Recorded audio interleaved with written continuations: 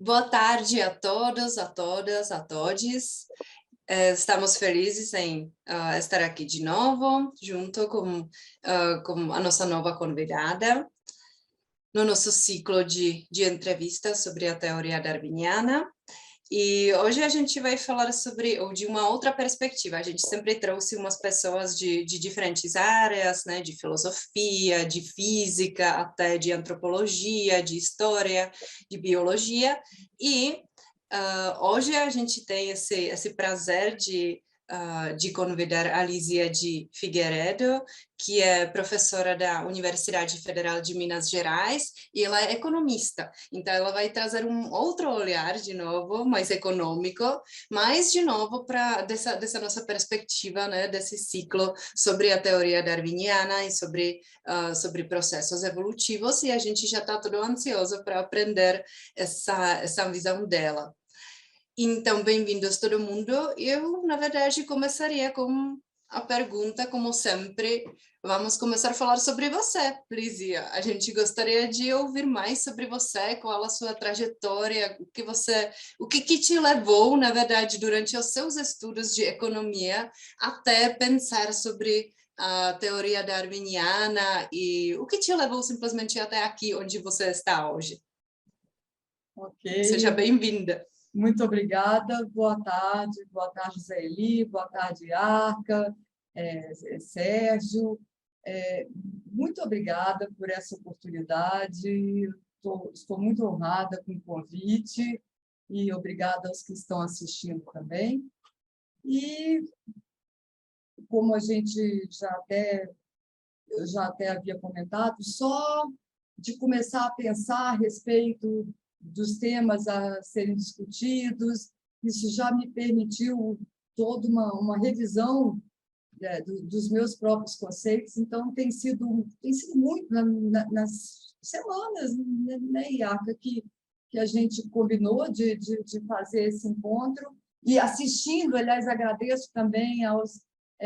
confesso que eu não assisti todas as conversas ainda não, mas acompanharei com frequência aqui os encontros de vocês. Eu, em particular, agradeço ao Paulo Abrantes e ao José Costa Júnior. Foi um prazer assistir a palestra de vocês, aprendi muito também. Enfim, deixa eu contar um pouquinho da minha trajetória. Tá? Eu sou a tradicional estudante confusa no ensino médio. Tá? Mas confusa, aquela boa aluna, aquela aluna que nem tudo, vantagens e desvantagens da vida, né, gente? Eu gostava praticamente de tudo. Tinha pouca coisa que eu excluía como uma possibilidade de carreira ao começar a 2 minutos do vestibular, né? E a primeira coisa que eu quis ser foi arqueólogo. Então, mamãe, não sei como, a minha mãe me levou para conhecer, não posso nem imaginar como poderia ter um arqueólogo na Universidade Federal do Espírito Santo, em 1900, e há muito tempo atrás. E mamãe me levou para conhecê-lo, conversar com ele, mas o tempo vai passando, e não era bem arqueologia, então era psicologia, porque eu sempre fui uma curiosa com o comportamento humano. Isso para lá de qualquer carreira que eu pensava em seguir. E nessa angústia, até o último minuto, tá? Eu estava inscrita para fazer psicologia, para a área de psicologia, então nisso a gente vê o arco, né? Um arco que eu acho que está confluindo, sempre curiosa, com o homem na sua perspectiva perene, né? Na sua história que vem desde os nossos antepassados. Sempre tive essa curiosidade e sempre tive a curiosidade com o comportamento nosso aqui no hoje. Mas, naquela última hora, eu escolho química para começar meu curso.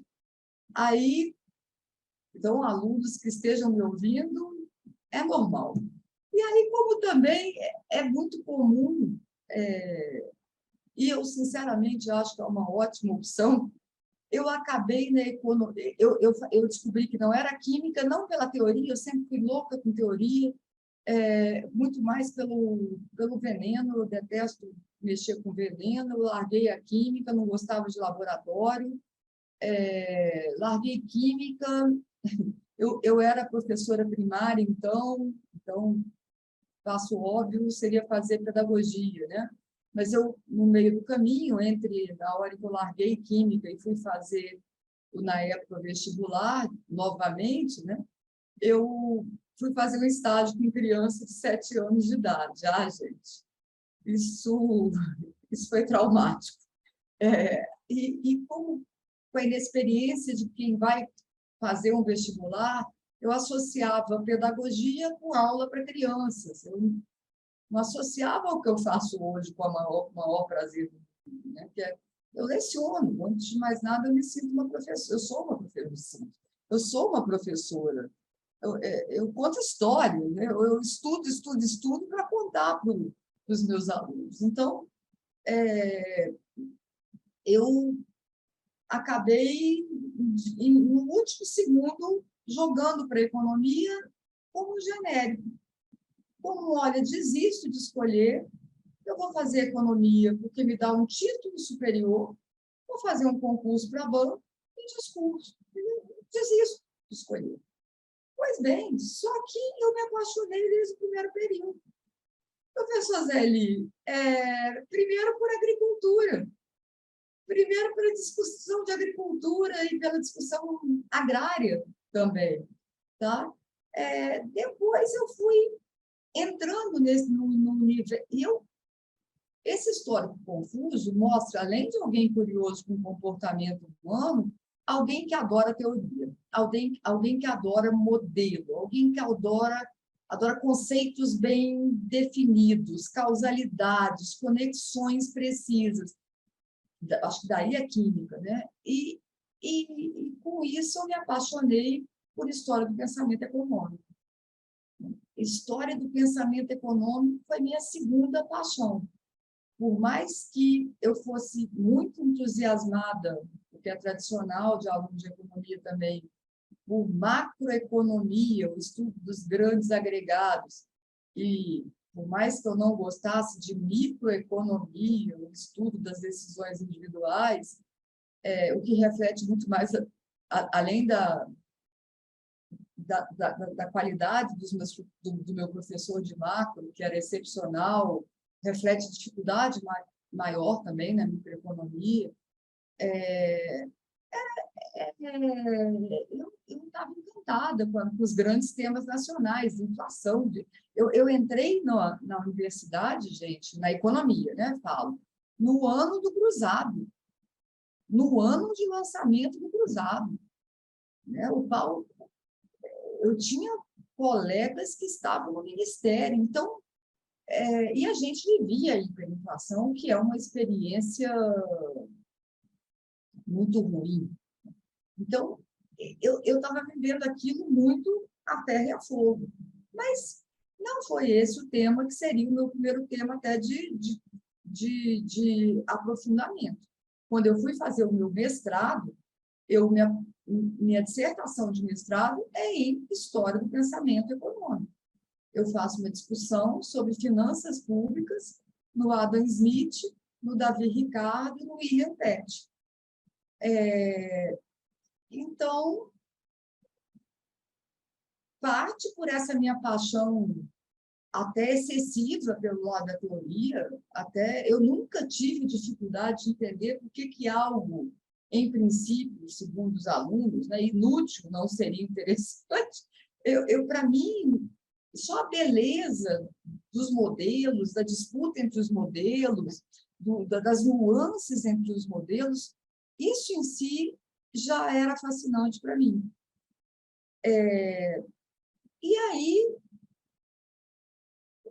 convivo um pouco mais com os meus professores, e aí eu percebo o óbvio, que eu podia caminhar na vida acadêmica com um grande objetivo na vida de lecionar essa matéria que eu estava, então, encantada. Eu não era só encantada com a HPE, eu era encantada com, de novo, praticamente todas as disciplinas do meu curso de economia, com mais ou menos favorecimento de alguma área.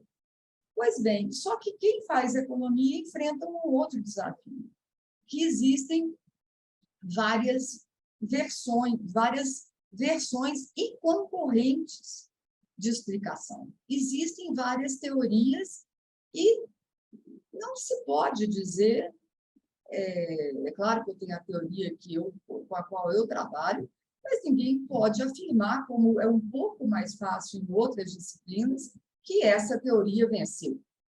Tá? É muito mais difícil para a gente deixar claro que alguma teoria deixou de ser importante. Então, a gente ainda tem que escolher entre um universo de teorias para poder estudar aqueles fenômenos que a gente acha interessante. E eu sempre levei isso muito a sério. O que eu levei muito a sério? Que era difícil fazer a triagem, né? Que tinham muitos bons argumentos de um lado e de outro. E eu, de fato, estava muito em dúvida sobre qual linha teórica, e eu tinha que escolher. E naquele momento de fazer o mestrado, eu tinha que escolher. Claro que a gente acaba tendo algo que a gente favorece. E eu favoreci o que a gente chama de teoria heterodoxa, que é um grande guarda-chuva também, né? As teorias que criticam a construção teórica,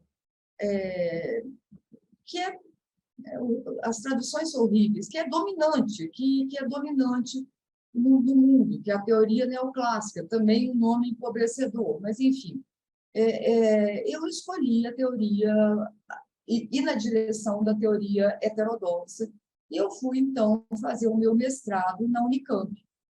Na época, a Unicamp é um centro maravilhoso, de altíssima qualidade até hoje, de teoria crítica, a teoria convencional, e eu sei que há outros, né? No Rio de Janeiro tem o Instituto da Universidade Federal do Rio de Janeiro e outros. Agora temos muito mais escolhas de de teoria crítica, mas, enfim, a Unicamp, na época, era um grande centro de referência e eu fui estudar, então, no Instituto de Economia da Unicamp. Na época, o mestrado durava 4 anos. Eram 2 anos de disciplinas. Então, eu faço uma graduação plural, mesclada com teorias tradicionais e teorias não tradicionais, e eu vou, em seguida, fazer o mestrado de 2 anos de disciplina em teoria heterodoxa e 2 anos para dissertação, né? Para dissertação. Momento no qual eu começo a trabalhar também, eu começo a trabalhar com finanças públicas. E, obviamente, o instrumental que eu tinha na cabeça ali era heterodoxo, né? A minha abordagem ali era heterodoxa. E aí, gente, eu falo isso com imenso respeito. Tá? Eu fiquei... Minhas dúvidas não foram muito bem sanadas, teoricamente e empiricamente. Eu saí reconhecendo e reconheço até hoje o tanto que eu aprendi naqueles 4 anos, tá? E nem vou colocar 2, até porque a minha dissertação é uma das minhas grandes paixões até hoje, e é um trabalho que eu tenho orgulho de ter feito até hoje. O professor Maurício Coutinho, que me orientou, é uma das pessoas por quem eu tenho o máximo de apreço em todos os sentidos. Então, minha dissertação é em História do Pensamento Econômico, ela não entra na disputa, né? Então, mas eu fiquei frustrada com a teoria e com as suas, com o backing empírico que ela me dava. E, apesar de eu ter feito a graduação, quando eu olho para trás e vejo qual era o conteúdo da minha graduação, micro e macro, era um micro e macro, mas a gente tinha 1, 2 micros, meu Deus, os meus alunos hoje em dia, eles têm 3 microeconomias tradicionais, 3 macroeconomias tradicionais, mais introduções. Eles têm muito mais à disposição deles, né? Lembrando, e com isso, então, eu faço um curso de especialização, um breve curso de especialização na teoria convencional e faço ainda o vestibular, a prova para ser professora da UFMG, na qual caía micro e macro, heterodoxa e ortodoxa, tudo. Então, foi um grande momento de reflexão e um momento no qual eu optei, uma opção sempre crítica, sempre disposta a me repensar, uma opção sempre crítica para trabalhar na vertente, para quem está nos assistindo, que é da área de economia, que conhece o manual de economia, o que eu acho que vale a pena, que é a versão que consta, né, nos manuais, nos grandes manuais de economia disponíveis, né? É nessa linha, então, eu faço uma virada e passo a trabalhar, já como professora da UFMG, na vertente tradicional neoclássica da literatura de crescimento. Ótimo. Lísia, muito prazer, né? Que Igualmente. nós praticamente não nos conhecemos. Me ocorreram, na verdade, 2 perguntas que eu faço ao mesmo tempo, que eu acho que você vai poder, em 15 minutos, dar conta das 2. Elas estão ligadas e vai ajudar você a explicar melhor o que nos interessa, principalmente, é ver por que você foi chegar depois na psicologia evolutiva. E aí nós estamos longe disso, mas, enfim. Quando você falou que a sua paixão foi história do pensamento econômico, me ocorreu te perguntar, bom, mas então, quando você estudou mais história do pensamento econômico do que normalmente os economistas estudam, porque, que eu saiba, é uma disciplina que correu até risco de ser... Eu vi muitos debates entre economistas lá na FEA, de gente que achava que não devia ter, que é assim, que a economia já está consolidada e não sei o quê, então é melhor se ensinar para os alunos o consolidar. Não adianta ficar nada fazendo eles lerem Adam Smith, Ricardo, etc. Isso aí tudo foi superado, porque houve uma consolidação posterior e tal. Essa tensão entre esse tipo de visão e a visão do pessoal que valorizava a história do pensamento econômico sempre foi muito forte e continua. E, com isso, inclusive, o que aconteceu basicamente é que a disciplina de história do pensamento econômico foi cada vez ocupando menos espaço nos cursos de economia mais tradicionais. Pelo menos no caso da USP, isso ocorreu.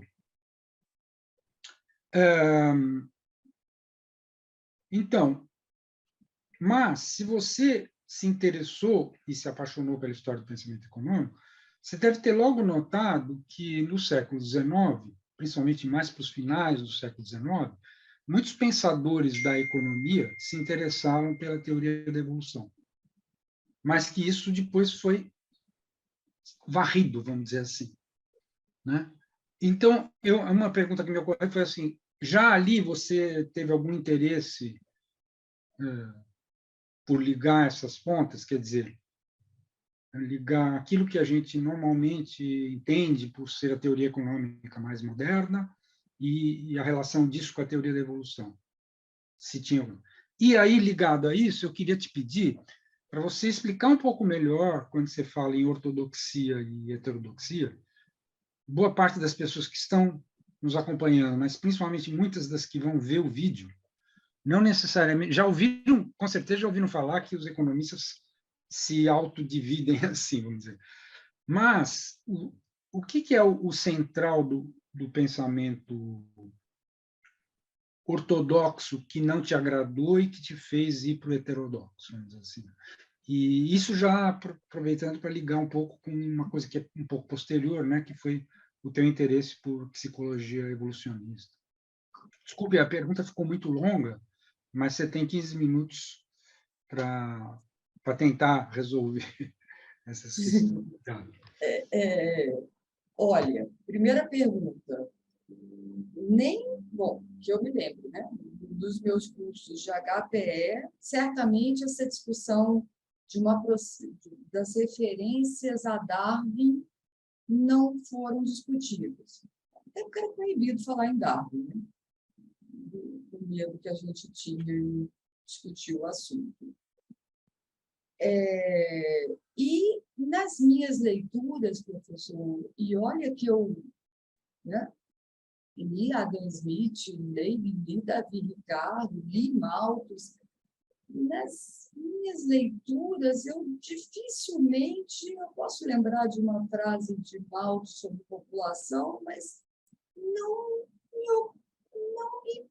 não foi aí que veio a curiosidade com a teoria da evolução. Meu foco era muito antes situar a teoria. A teoria maior dos autores discutiam o que eles falavam de finanças públicas dentro das teorias dos mesmos, tá? Então, não. Eu muito rapidamente, Ok, deixa eu já começar a colocar como a questão da minha história com a psicologia evolucionista. Aí eu ganho uma coisa que é do nosso repertório, né? É do nosso repertório universal, nosso, que eu digo humano, né? Humano, esse humano perene, o presente. Né? Eu ganho um presente, e o presente era o Gene Egoísta, do Richard Dawkins, que em si me fez perceber o quanto que eu estava desde o vestibular desconectada da biologia, o quanto que tinham coisas novas sendo discutidas, mas que não foi ainda o que me despertou para essa nossa conversa aqui. Tá? Eu, logo em seguida, ganho aí sim A Origem das Espécies, do Matt Ridley, um livro de divulgação, não, peraí, que Origem das Espécies? A Origem da Cooperação, do Matt Ridley, um livro de divulgação sobre cooperação. Tá? Aí ponto. Porque aí eu vou combinar duas questões. Tá? Eu vou combinar a discussão de cooperação, da qual a gente volta a falar certamente em breve, né? Junto com o que seria o tema em que eu iria me debruçar sobre da minha dissertação de mestrado até hoje, que é o tema do crescimento econômico, tá? Então, foi um livro que eu ganhei, que foi um livro curioso, como Curiosa do Comportamento Humano, e foi um livro curioso porque tocava num tema, cooperação, que é o tema que vai definir o conceito de capital social, que eu explico em seguida, tão importante para a literatura de crescimento econômico. Tá? E onde que essa literatura de crescimento econômico se situa nessa historinha que eu estou contando? Logo que eu volto, né, eu volto para Belo Horizonte, gente. Eu volto para Belo Horizonte, eu faço um curso de especialização no tempo que eu estava dando aula na PUC, eu faço concurso para a UFMG, eu ingresso na UFMG, e nesse curso de especialização, pela primeira eu tenho contato com a literatura de crescimento econômico moderno. Tá? E aí eu aí pronto. Eu tinha feito a minha opção e só reforçando, professor, eu opto da heterodoxa na direção da ortodoxa. Né? Eu saio da heterodoxia de Campinas e eu faço uma volta para a teoria tradicional. Uma volta não, uma decisão, porque até então eram dúvidas. Né? Uma decisão para a teoria tradicional. Então, dentro dessa linha tradicional, eu escolho como sub-área do conhecimento a discussão de crescimento econômico e a gente faz essa ponte em seguida. Agora, definir teoria tradicional. Olha, eu acho que fica mais fácil para quem esteja nos assistindo se definir da seguinte maneira. Eu vou me inspirar aqui num autor que eu gosto muito, que é o Gary Becker. Tá? O Gary Becker ele define o programa convencional não tanto como...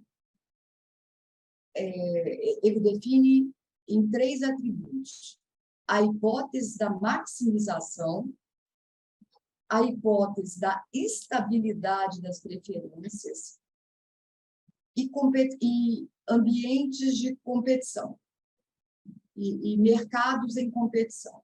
O estudo que me permite ter um referencial de análise de um objeto, referencial esse, que supõe que os objetos de estudo, no caso os indivíduos, estão em concorrência, que esses objetos de estudo, pode ser firmes, tá, gente? Indivíduos ou firmes, estejam em concorrência, que esses indivíduos, ou indivíduos que gerenciam as firmas, têm preferências estáveis e que eles maximizam. Então, eu não trago nem o Gary Becker, eu já me incomodei com tudo que eu falei praticamente agora, mas eu trago o Gary Becker mais pelo que ele fala do é uma lente. É uma lente que eu ponho nos meus olhos para estudar um objeto. Pelo menos originalmente, essa lente pode ser caracterizada desse jeito mesmo. Então, ok, vamos deixar provisoriamente essa definição. Tá? Competição entre os agentes, maximização dos lucros ou da utilidade e estabilidade das preferências, um tema que vai ser muito caro para mim na minha pesquisa que envolve psicologia, e estabilidade de preferências. Então, trouxe a caracterização do Becker, porque o Becker é um autor que se dedicou, em boa parte da sua carreira, a estudar, a tentar criar modelos mais ricos de comportamento humano. Tá? E ele bebeu do que hoje a gente chamaria, se ele estivesse vivo ainda, ele estaria dizendo que ele já fez a ponte dos modelos com a psicologia evolucionista, cujo parente antigo se chamava sociobiologia, aproximadamente. Então, aproximadamente mesmo, depois a gente explica isso. Mas ele leu Edward Wilson.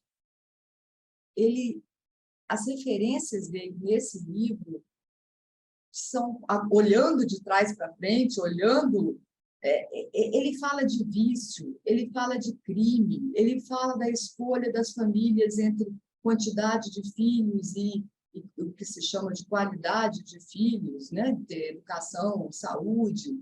Ele fala de cooperação, ele fala de briga, de coalizão de grupo, ele fala de desigualdade de renda. Gente, ele fala de todos os temas que perpassam um manual de psicologia evolucionista.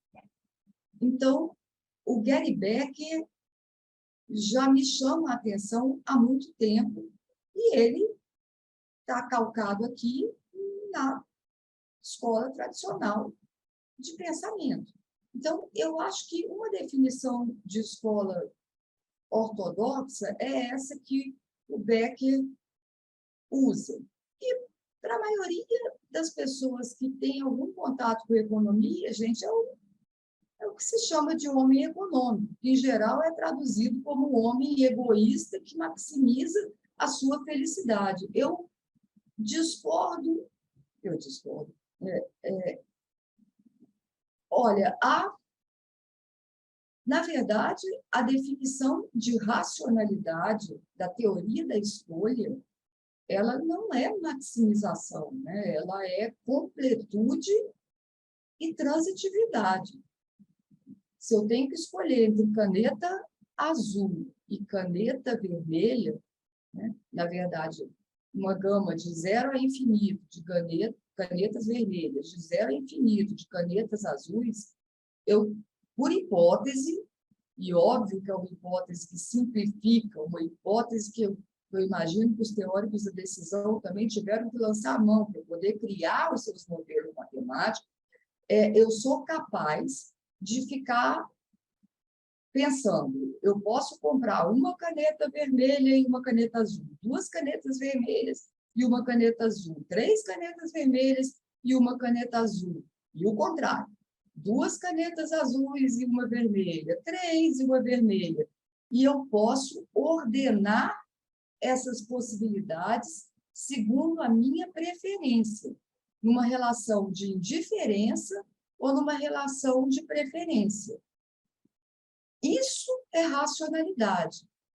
Quando eu satisfaço essas condições, é possível eu atribuir um número, né, um número matemático, que eu coloque essas preferências, a tudo aquilo que eu sou indiferente a, eu atribuo o número 1. Tudo aquilo que eu prefiro a essa camada de baixo, eu atribuo o número 2. E assim eu vou colocando uma ordem nas preferências dos agentes, transformando uma ordem subjetiva numa variável matemática, numa variável passível do tratamento matemático. A função utilidade é a função que faz a correspondência entre o lugar da preferência e o número. Então, quando a gente fala que os agentes econômicos maximizam egoisticamente a felicidade, honestamente, para mim, que li sobre a história do pensamento da teoria da escolha, isso não faz o menor sentido. Nem ele precisa, a minha preferência não precisa ser egoísta. Eu não precisa ser egoísta para eu poder ter completude e transitividade. Eu não preciso chegar à felicidade. Os teóricos que estavam fundando a ciência econômica no final do século XIX e XX, eles queriam, desculpa, e a arqueantropóloga também, desculpa os psicólogos, a gente queria ficar livre de tema que vinculava com a psicologia. Prazer, né, Bentham, prazer, utilidade no sentido de felicidade, coisa que a gente não consegue definir corretamente, a gente queria se afastar disso.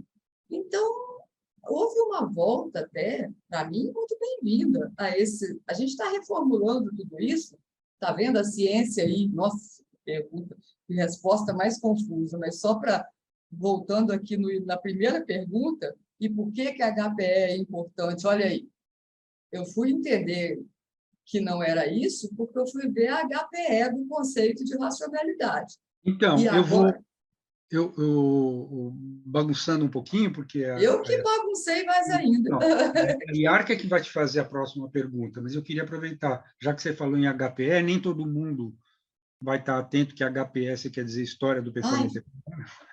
Para nós isso aí é jargão, né?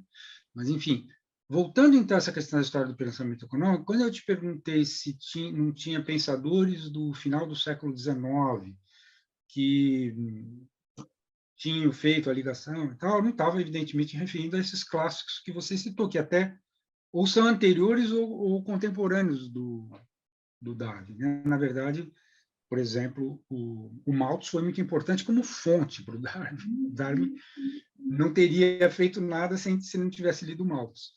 Mas, não, eu estava me referindo mais ao Veblen.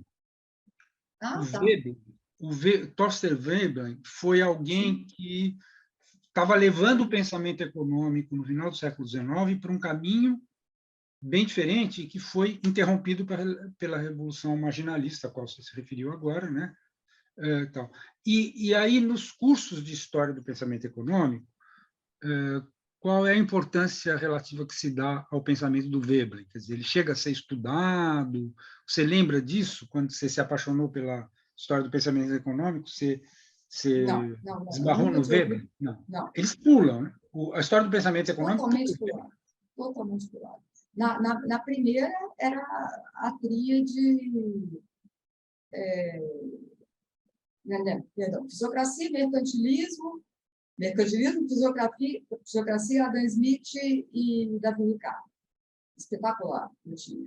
A segunda, sinceramente, tudo que eu me lembro de Rafa. Veblen eu tenho certeza que não. Não me lembro em Campinas também, não, tá? Eu estava aqui pensando um tempinho atrás, na verdade, que a Lízia estava explicando, na verdade, várias coisas até novas para mim, né? Porque eu não tenho nada a ver com economia, eu estou muito feliz aprendendo aqui com você.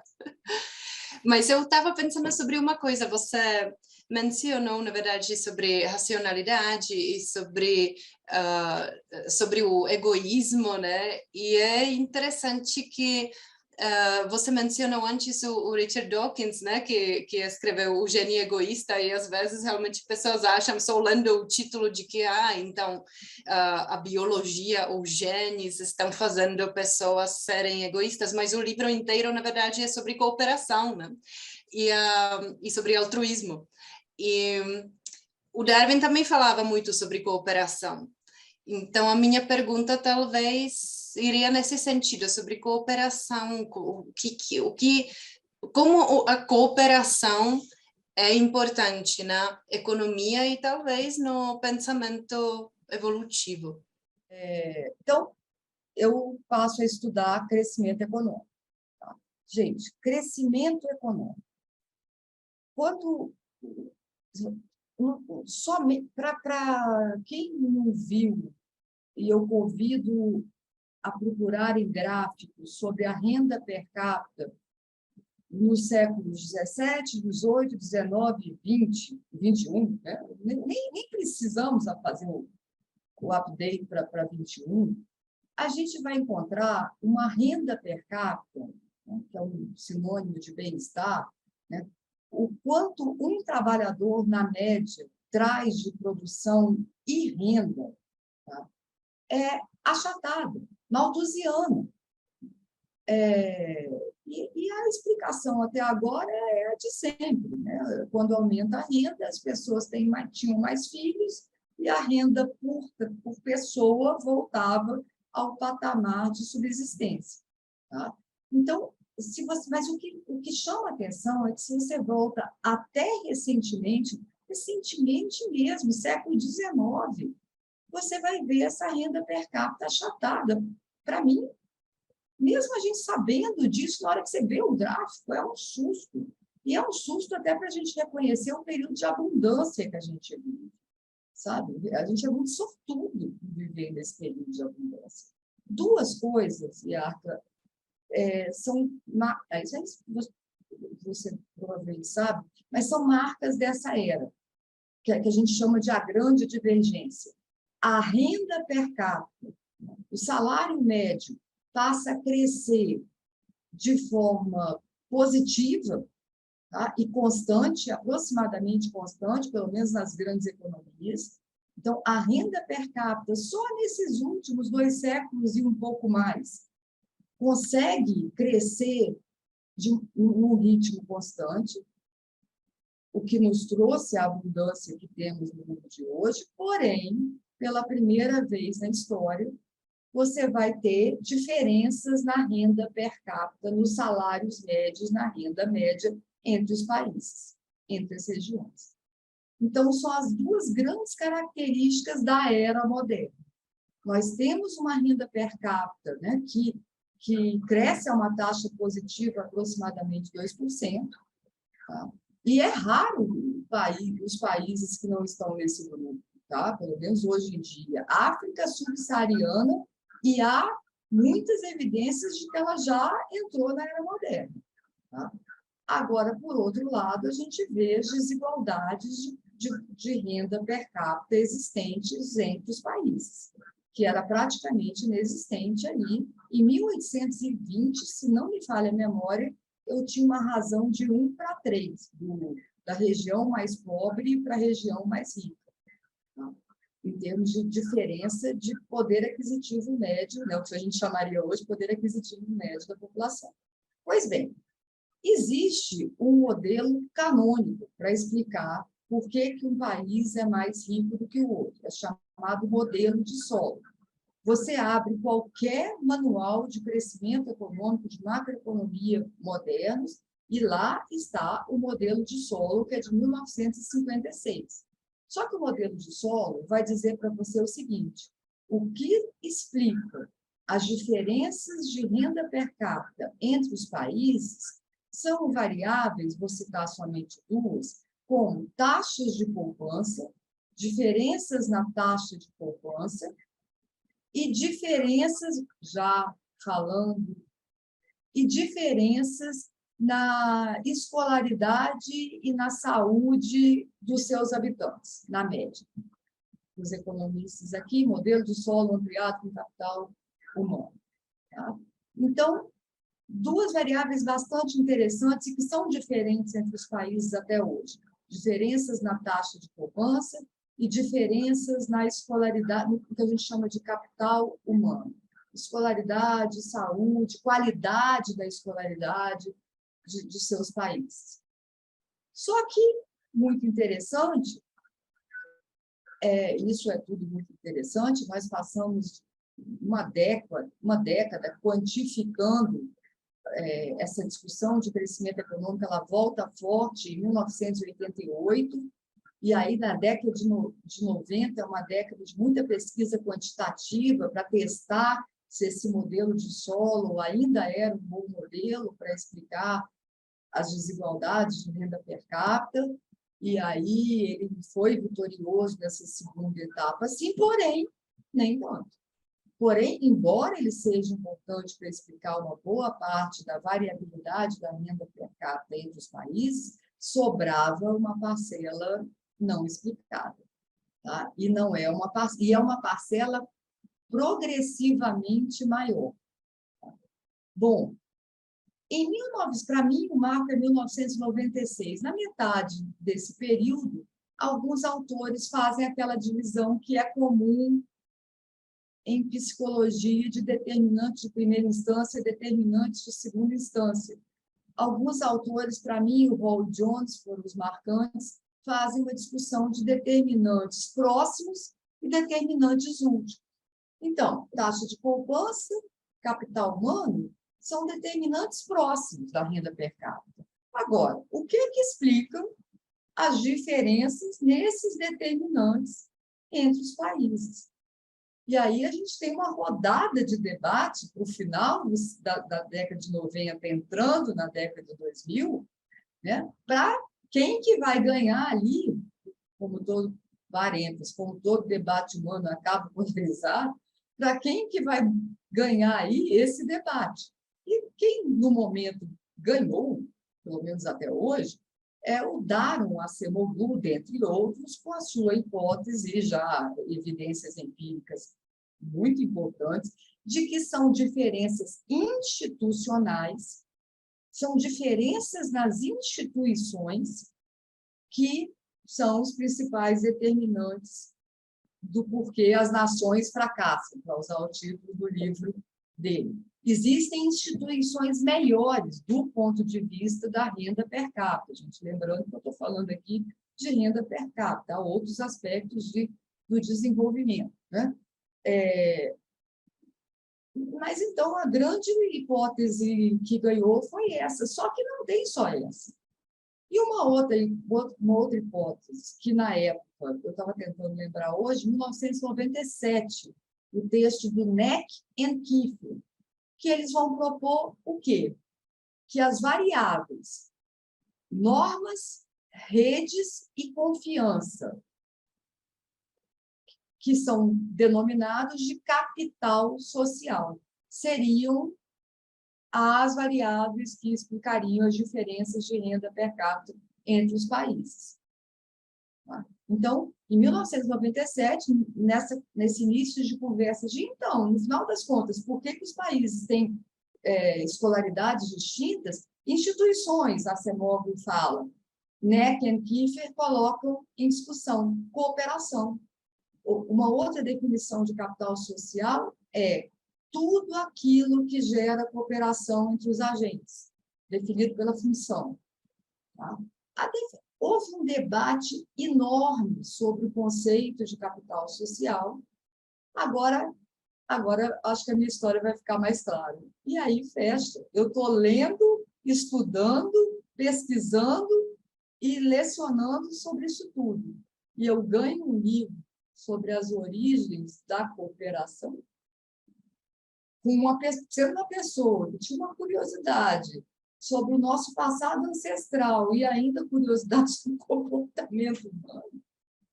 Então, no mínimo, eu comecei a trazer isso para dentro de sala de aula, no início até como uma curiosidade. Olha, gente, aqui tem a discussão sobre capital social e a importância disso para a renda per capita.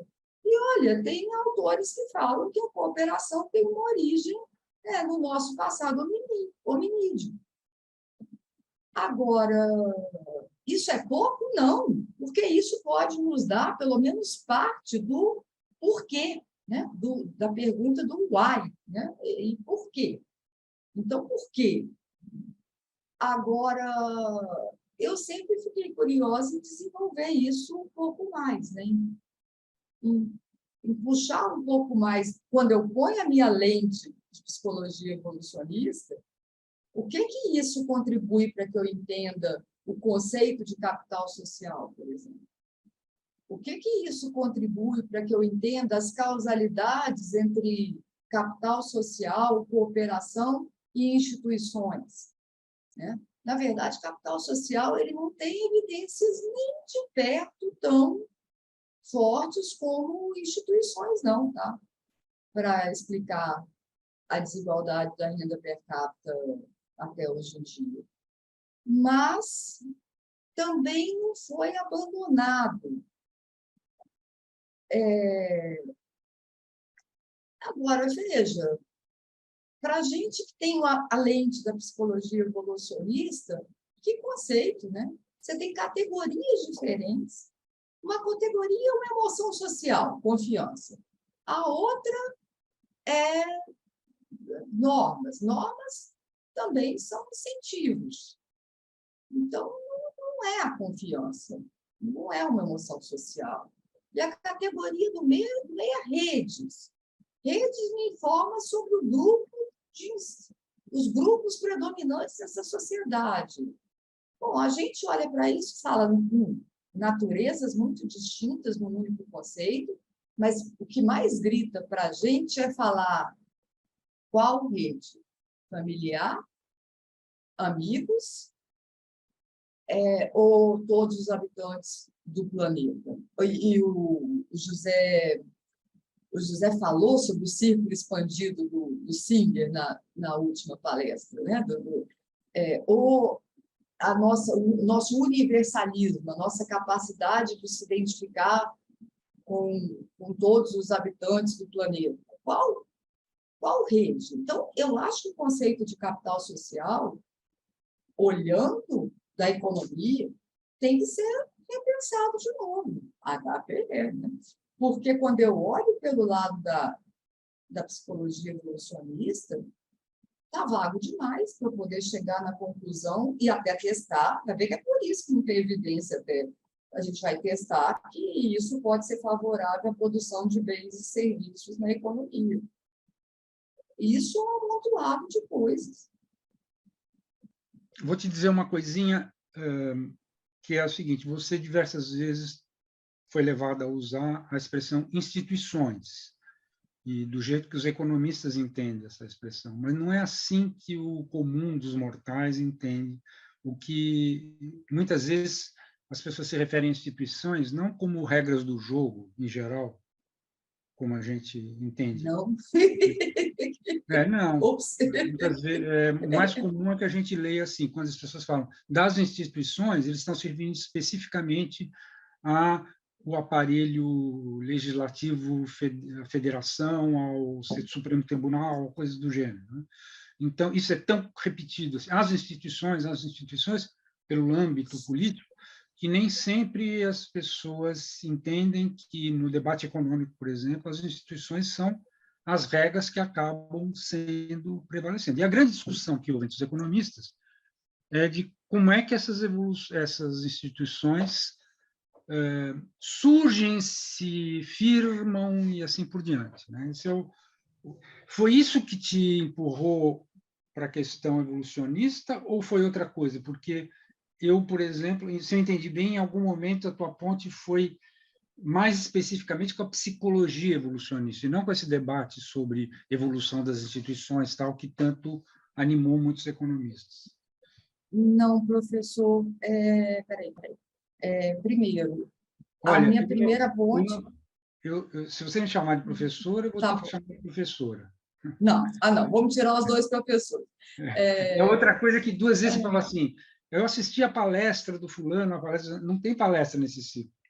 conversas. As conversas, você citou principalmente a com o Paulo Abrantes, que você gostou muito, E com o o José Costa José. Júnior, foi a última, Sim, também, as 2 foram conversas como nós estamos fazendo aqui, certo?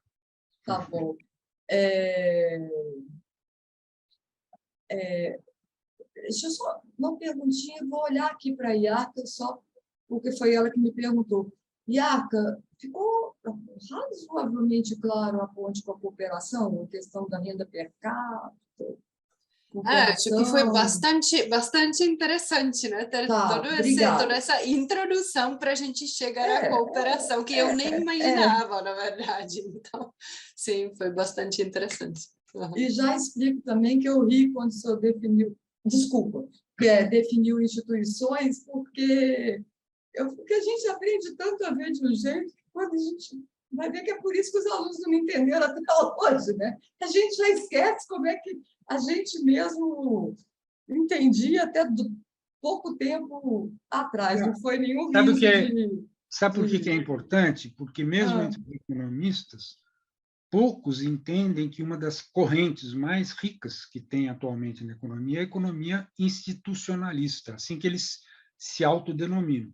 E se você for as grandes revistas da economia institucionalista, o grosso da discussão é evolucionária, evolucionista, ou a evolução, e também é uma discussão importante sobre a teoria darwiniana. Estou fazendo essas separações porque existem 1000 teorias, uma meia dúzia de teorias evolucionistas. e a teoria, mas tá, mas a primeira grande paixão minha foi essa ponte com a cooperação propriamente dita. Eu não conhecia psicologia evolucionista. Eu nunca tinha, até eu acho que não tem nenhuma referência à psicologia evolucionista. Não deve ter, até porque ela é mais recente, até então, enfim, contemporânea, até então. Mas, por exemplo, o Pinker, que você cita Não, muito, ele já estava já, na já, coisa? não. Aí eu me apaixono pelo Pink, exatamente. Aí eu encontro o Pink. Olha, como que eu encontrei? Eu já nem sei mais. Aí eu encontrei o Pink. E eu passo a ler muito menos de biologia. Eu acho que o que eu passei mais a ler, estava me perguntando até outro dia, foi sobre qualquer coisa que tivesse relação com a nossa história desde os tempos hominídeos. Então, arqueologia, antropologia, psicologia evolucionista, biologia, eu passei a ler e que nos visse também, o meu olhar é uma hipótese, né? Eu parto da hipótese de que as coisas que nos importavam lá atrás ainda nos importam. Vamos ver onde é que eu chego com isso? Tá? Eu parto da hipótese de que a gente carrega muita coisa de forma perene, não imutável, mas que eu sempre procuro uma palavra para isso, ao longo de todo o nosso tempo, né? E também universal no tempo e no espaço. Eu quero ver onde que eu chego com essa hipótese. Não estou negando a variabilidade, não estou negando a variabilidade. Agora, não, também não foi a discussão dos determinantes das instituições e a dinâmica institucional. Na literatura, um novo institucionalista que aparece dentro de crescimento econômico, essa literatura ela passa na borda, pelo menos na que eu tenho acompanhado. O Acemoglu, por exemplo, ele tem uma teoria de dinâmica institucional, com todo respeito ao Acemoglu, é um esquema.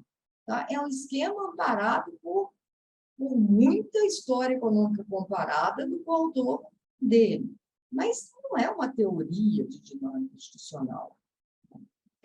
De fato, se tem uma linha teórica que está contribuindo e muito para a discussão de determinantes das instituições, o que são instituições determinantes da cultura, é a psicologia evolucionista, não sei se ele pode chamar de psicologia no caso, mas é Boyd e Richardson, né? E eu também puxo aqui a professora Cosmides, com a cultura evocada, né? Tem aquela discussão do próprio Dawkins, da memética, que ficou, como a gente conversou uma vez mais para trás, mas se tem dois, a teoria que mais tem ganhado holofotes é do Boyd e Richardson, tá? Teoria da dupla herança, não é isso? Como tem sido chamada nas conversas. É como se chama e tem sido feito referência nas conversas. Mas ela está ali no cantinho, livros a mergulhar depois. Sabe como é que ela está entrando na literatura de crescimento? Ela está entrando para referendar hipóteses, na minha opinião, muito fracas, que pegam uma variável de interesse do autor, essa que eu vou citar, eu sei que até tem mais... Enfim, porque os determinantes das instituições hoje têm relação com a preferência intertemporal dos agentes. Por quê? Porque nos lugares que, por meio, não de seleção natural, mas pelo genetic drift, pelo fato de que houve migrações heterogêneas, né, no espaço, então, algumas regiões que foram regiões de mais criação de animais desenvolveram, pela natureza do tipo de plantio, já ia falar de animais, mas lembrei do leite, mas pela natureza do tipo de produção da época, se era trigo, se era batata, essas pessoas desenvolveram traços culturais de paciência, e esses traços culturais de paciência persistem até hoje. Sinceramente, a minha avaliação sobre isso é que é muito aberta. Então, quando eu vejo Boyd, a referência no Boyd e Richardson entrar na minha literatura de crescimento, ela traz a discussão da teoria da dupla herança, ela cita, mas ela usa para justificar, é verdade, gente, é para justificar a estratégia empírica, na minha interpretação também, tá? Mas aí é outra questão. Eu acho que é uma forma de justificar a estratégia empírica. Eu acho muito ruim da forma que vem entrando essa discussão de determinantes da cultura na literatura de crescimento econômico. A outra forma que entrou e está entrando forte, aí já é mais legal. Aí é o trabalho do Emmett, sobre família e sobre cooperação, aí volta na família. Aí ele faz aquela documentação impressionante, né, sobre como que a igreja teria proibido o casamento entre primos mais próximos e, com isso, dissolvido um pouco da proximidade familiar da Europa Ocidental, notadamente do Reino Unido, né? E que isso teria gerado a primazia da Europa Ocidental e, no final das contas, do Reino Unido, na entrada na Era Moderna. Essa hipótese do Henry está sendo muito citada na literatura de crescimento econômico. Ou então eu estou de olho nela, não, na literatura de crescimento econômico, não na outra literatura. Está sendo muito citada.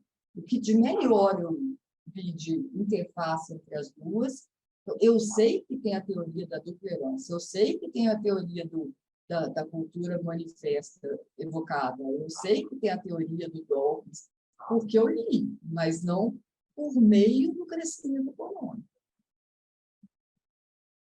E na minha área tem sido muito pouco explorado.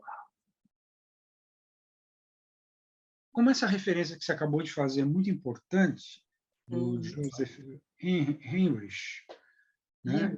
Eu acho que ele é muito importante para tudo, para o que você falou, mas por uma série de outras coisas. Seria importante chamar a atenção, mas, infelizmente, o livro dele tem um título bem difícil da gente falar assim, né? Qual que é mesmo? Weirdest.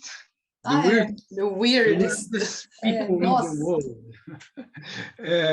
Mas, enfim, para chamar a atenção, principalmente dos alunos, pesquisadores que estão fazendo tese, etc., que essa é uma referência fundamental, independentemente de saber se ele está sendo muito citado ou não aí no debate entre os economistas. Isso eu acho que independe. É um livro realmente que... E ele é discípulo do Richard, do Boyd and Richard. Sim. Mas, enfim, eu tinha entrado para que a IARCA se manifestasse. Só para fazer essa... Eu gostei exatamente que essa literatura que você levantou, Lizia, é muito interessante, na verdade, ver ao longo do tempo que você está falando sobre as teorias básicas e clássicas de economia, como elas realmente se sobrepõem com as teorias da psicologia evolucionista. Para mim, realmente, e para você provavelmente também, faz muito sentido, né? Porque me parece, às vezes, que você estava explicando basicamente teorias da Lydia Cosmis e o John Tooby, né? Que falaram exatamente sobre esses temas que você levantou como teorias clássicas de economia, né? Então, e também, claro, a gente sabe de que a psicologia evolucionista ela foi inspirada muito pelas teorias econômicas, né? Não foi o contrário, claro. Então, faz todo sentido que... E é interessante ver, na verdade, essa analogia, talvez, que o Darwin, próprio Darwin, foi inspirado pelo Malthus, né, e outros que, na verdade, as teorias dele, né, foram também baseadas em outras teorias, né, mais econômicas, mas também outras, claro. Então, é interessante como essas duas linhas, na verdade, andam meio que em paralelo, assim, às vezes fazem alguma pontinha, né, e depois, de novo, andam em paralelo e às vezes se encontram. E me até parece uma pena que não se encontra mais frequentemente, né, porque parece que faz todo sentido pensar de forma mais biológica ou biosocial, né, certo? Sobre o ser humano e sobre todas essas questões. Você se referenciou várias vezes sobre essas preferências individuais ou sobre determinantes de preferências individuais. Pode ser que eu perdi um pouquinho também a parte que você estava falando, mas me interessei pela essa parte. Você poderia falar um pouquinho mais sobre essas preferências individuais? Você até falou sobre a estabilidade, né, das preferências individuais. Eu acho que esse ponto, na verdade, poderia ser também interessante da perspectiva econômica, obviamente, mas também da perspectiva evolutiva. Perfeito. Ô Iarca, que paralelo que você fez aí, muito, já está anotado aqui. Lá vai reflexão em cima dessa sua observação, fantástico, maravilhoso. Eu estou aqui aliviada dessa palestra que está sendo em português, porque a gente, na verdade, ainda não entrou na questão que eu gostaria de entrar em algum momento. Pelo amor de Deus, me ajude a não me perder, que são das heurísticas, que se descobre que a gente falou de psicologia evolucionista, não falamos de heurística, nossos pescoços vão rolar. Mas, enfim... Pois é, Iarca, essa questão das preferências individuais e sociais, quando eu falo nisso, na verdade, eu me refiro à questão, já falei aqui, até no contexto da literatura de crescimento, de taxa de desconto intertemporal, né? Quanto que eu estou disposta subjetivamente a abrir mão do consumo de R$1 hoje para consumir mais de R$1 no futuro, aversão ao risco, tá? E incluo nessa nossa conversa aqui, tem várias outras, né, claro, mas eu incluo outras variáveis como a própria confiança, que é uma emoção, né, para emoção social, a reciprocidade positiva, a reciprocidade negativa, confiança, aversão ao risco, reciprocidade positiva e altruísmo, tá? E altruísmo, tá? Por que eu estou me referindo a essas 6? Tá? Não, 7. E preferência por redistribuição. 8, de preferência para ajuda aos pobres. Por quê? Porque é aluno que manda, né? Então, aí eu criei, muito bem, aí finalmente fazendo uma ponte em sala de aula e querendo me dedicar ao estudo dos dois. Cheguei a criar uma pastinha, assim, a minha síntese, né? Darwin, crescimento econômico, que era para ser um memorial de titular, enfim, já passou e não foi. Aí eu tinha criado um grupo, que é o Grupo de Estudos em Racionalidade Ecológica, na versão 1, junto com um colega, amigo, ex-aluno, Daniel, que se não está nos assistindo agora, eu tenho certeza que vai nos assistir na frente, que está aí, Zé, na Itália. Agora ele é doutor pela Universidade de Turim. O Daniel e eu, a gente passa a ter, ele é um desses alunos que já tem uma cultura avançada desde o primeiro período da economia, e a gente ficava numa discussão toda semana sobre vários assuntos, e com ele eu monto a primeira versão do grupo. Ok, só que ele vai para a Itália, o Rafael, que está na Bélgica ainda, vai para a Bélgica, e assim o grupo se perdeu. Me fecho, decido concentrar meus esforços na escrita de uma segunda versão desse texto de discussão que eu passei para vocês. Esse foi um momento importante para mim. Só te interromper, porque é uma informação importante que eu acho que é importante para nós. Então, você formou esse grupo, que isso era uma coisa que eu achei que a gente ia falar em seguida. Você liderou a formação desse grupo, vamos dizer, que você está dizendo agora que, bom, perdeu os seus principais colaboradores, etc.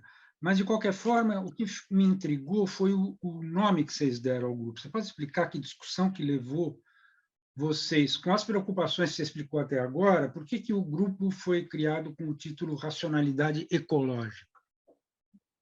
Sozinho É a a gente resposta não... verdadeira, que deu um acrônimo que eu acho...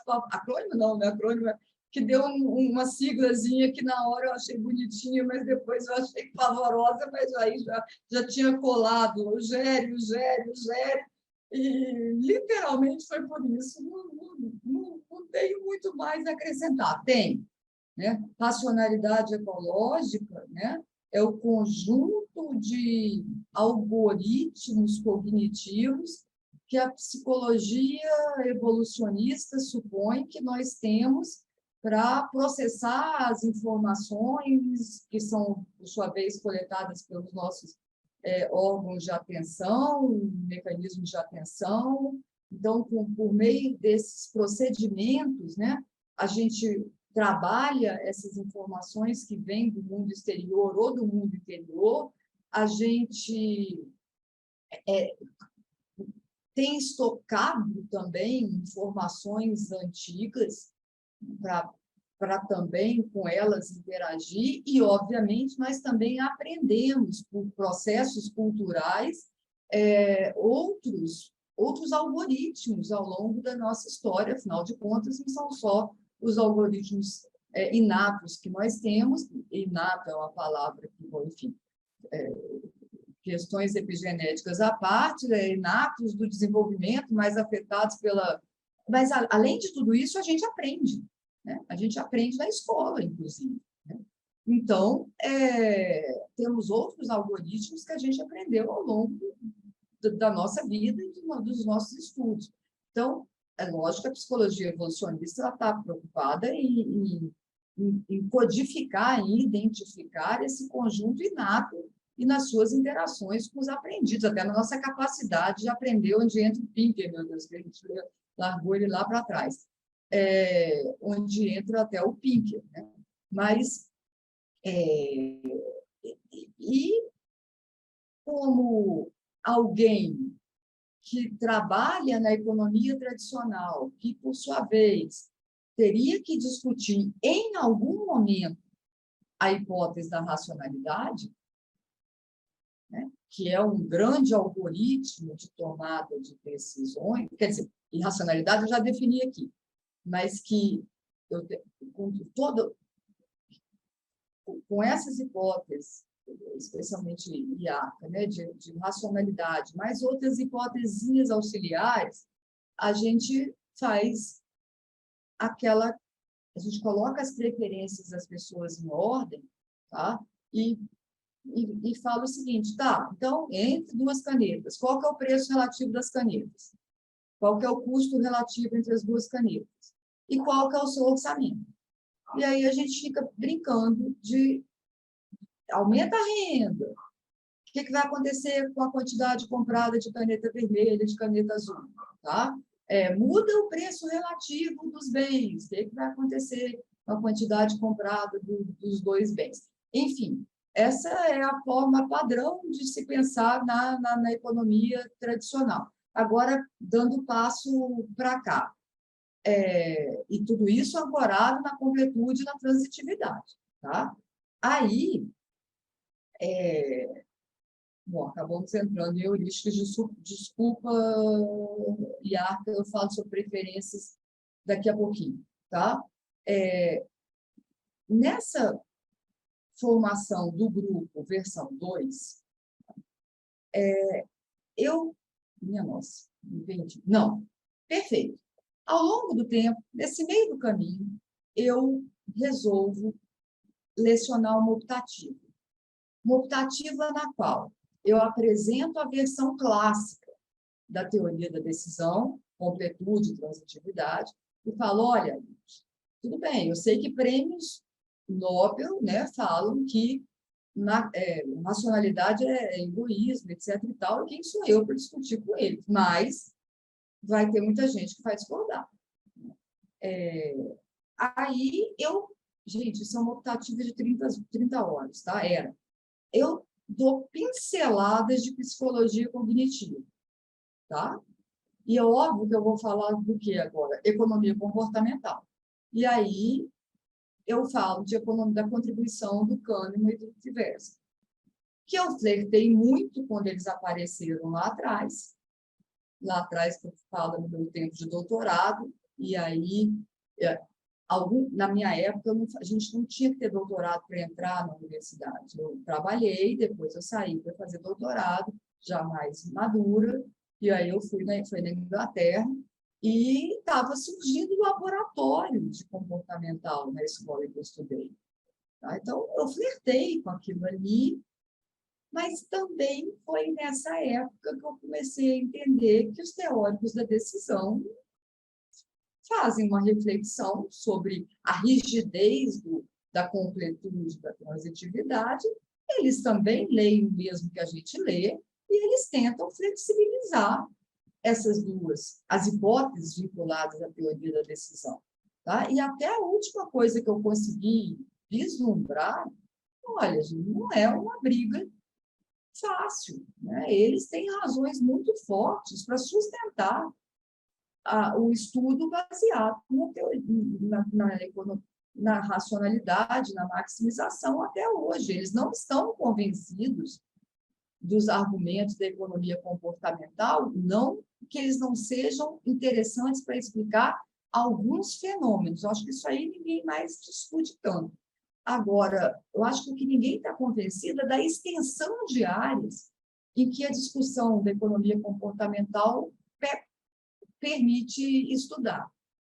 Então, e a economia comportamental, de forma correta ou não, ela acabou sendo caracterizada pela questão dos vieses, né? Que a gente usa regras de decisão simples e que usa pouca informação, heurísticas, simples, fáceis, rápidas e frugais, para a tomada de decisão, mas que, ao fazê-lo, a gente erra sistematicamente. Então, ela ficou muito associada à ideia do erro sistemático.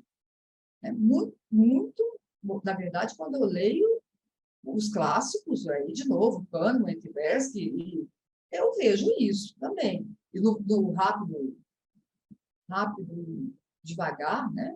Também eu vejo isso.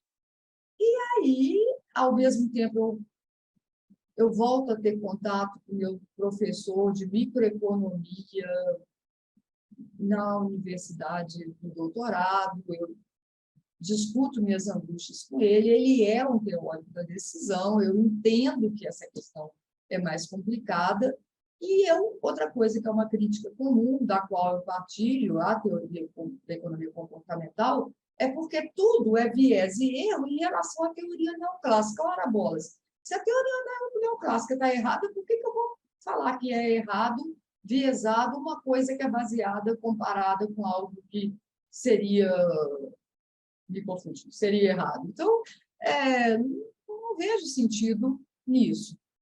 E aí, que eu não sei, foi quando a professora Leda Cosmides entrou na minha vida oficialmente. Eu suspeito que, como já falei, já tinha descoberto Pinker, já tinha descoberto outras literaturas que não são nem da nossa área, mas que dialogam com a gente, Jared Diamond, já tinha descoberto uma gama enorme de literatura. Pinker, eu acho que eu li todos. Diamond também, né? o terceiro chimpanzé, enfim. Aí, uma hora, eu fico montando essa optativa, então, psicologia cognitiva, comportamental, economia comportamental. Aí, convidava alguém da neurociências para poder dar a palestra de neuroeconomia, que aí também já está demais para mim. Aí eu já tinha, essa altura, estudado mais psicologia evolucionista, eu apresentava o que é psicologia evolucionista e apresentava o programa de heurísticas da psicologia evolucionista. Volto. Por quê? Quem lê a tese de doutorado da professora Leda Cosmides, orientada, né, pelo John Tooby, é quando ela tem por hipótese de que a gente tem um instinto também, um instinto cognitivo de percepção de trapaça. Ela desenvolve, né, o professor Tooby, que o carona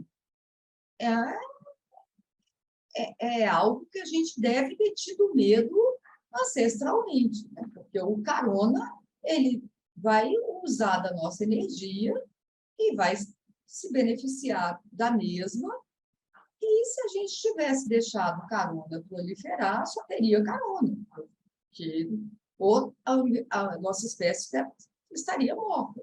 Então, ela faz aquela hipótese que eu acho maravilhosa, de que a gente tem um mecanismo de detecção de trapaça. O que ela faz a partir de então? Vocês já desenvolveram isso no último ponto, gente, o teste de Watson? Ela faz, para discutir esse assunto, tem um teste de lógica, sem entrar nos detalhes do teste, mas tem um teste de lógica que também foi muito usado pelo pessoal da economia comportamental para mostrar, em experimentos, que a gente não se mostrava lógico, não se mostrava racional. Aí ela critica ambos, ela critica a teoria neoclássica, o homem econômico, mas ela também critica a vertente do Kahneman, né? Porque ela fala, peraí, também vieses o tempo todo. E o que ela faz? Esse teste, na versão mais abstrata, por exemplo, você vai trabalhar com números, com letras, consoantes, vogais e números, ímpares e pares. Numa versão já mais concreta, porque se descobriu que a gente conseguia ter uma cognição mais fácil, com exemplos mais concretos, né? Uma versão mais concreta, exemplo, meios de transporte e cidades. Vamos brincar com um joguinho de baralho de meio de transporte e cidade. Todo mundo erra do mesmo jeito, todo mundo em Harvard, todo mundo economistas, todo mundo físicos, né? E aí a professora Cosmides tem a ideia, na tese dela, de colocar uma situação de trapaça. Exemplo, idade e qual a bebida que você estaria bebendo no bar. Né? E, obviamente, com a frase, é proibido menores de 18 anos de beber. E aí é inacreditável. A proporção vai a 80, 88 de respostas certas em segundos, em minuto. Não é com tempo para pensar. Então, aquele mesmo ser humano que não conseguia dar uma resposta certa no A, no vogal, consoante, número, um pouquinho melhor no táxi, cidades. Na hora que eu coloco ele diante de um problema em que ele tem que descobrir quem é o que está pegando carona, quem atrapassa, eu resolvo imediatamente o problema. Não interessa que ele seja lógico, o problema. E aí eu achei aquilo sensacional. Eu acho esse exemplo realmente muito bom que você trouxe. Eu estava já pensando sobre isso e sobre tomada de decisões e os vieses que a gente tem, né? Que a ecologia, né, da nossa espécie e de outros primatas é simplesmente social, né? A gente é uma espécie altamente social e quando a gente pensa em relações ou problemas sociais, daí a gente consegue resolver muito rápido, né? Em comparação com, né, algumas tarefas abstratas, matemáticas, e daí até surge aquele problema de vários testes, por exemplo, de inteligência que funcionam em um país ou em alguma população, mas não em outra, porque simplesmente não refletem a ecologia da dada população, né? Agora, voltando até para aquela boa pergunta do Zé ali, por que colocar a palavra ecologia até, né, no seu grupo de pesquisa? Eu achei, na verdade, muito bom, porque às vezes as pessoas acham que ecologia